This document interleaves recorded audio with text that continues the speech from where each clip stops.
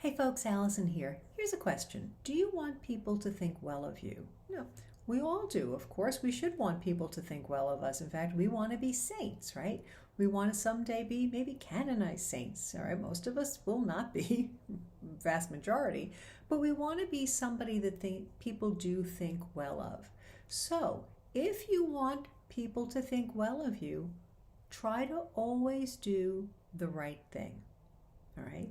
If we get into a habit in life of doing the right thing because it's the right thing to do. But if you're only doing the right thing so that people think well of you, in all likelihood, you won't always do the right thing. Because in this world in which we're living, everybody's not going to think well of you. All right? We want to live in such a way that the right people think well of us. And the wrong people, we can't care, all right? We can't allow that to change us, all right? So just like, if people are nasty to you, you can be nasty back. Or you say, you know what, that's not who I want to be. And I'm not going to let this person bait me into doing that.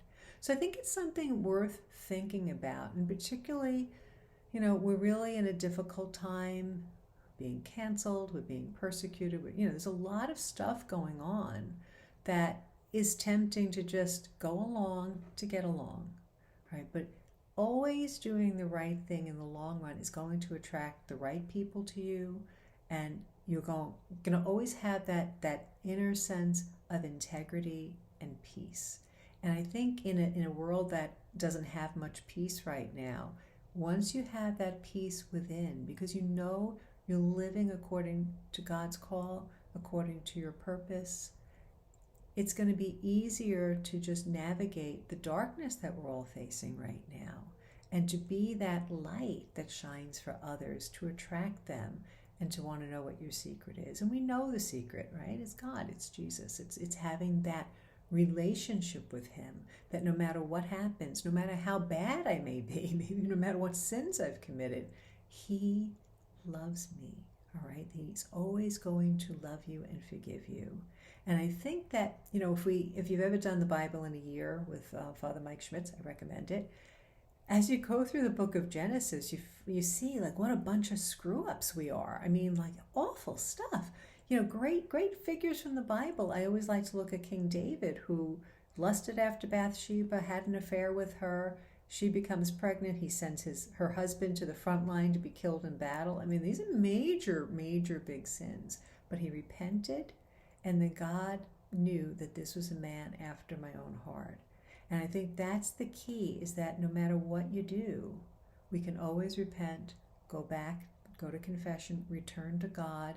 As soon as you do something that you feel bad about, do an act of contrition. Just, Lord, I'm so sorry. Help me to do better. All right, I need your grace to do better. All right. Over time, as we get in that habit of doing the right thing because it's the right thing to do, it helps you to become the person God's calling you to be, and you're going to make a difference in the lives of others. So again, if you want people to think well of you, always do the right thing, but don't do it so that they think well of you, because you'll most likely start doing some wrong things, right? Integrity, right? Be who you are, and you will set the world on fire. You will shine in this darkness, and people need that. Your families need that. Your coworkers need that. Your neighbors need that, all right? That they see, this person always seems to do the right thing. It's a good thing. All right, hope you find that helpful. Make sure you like and share the video. I appreciate it. God bless.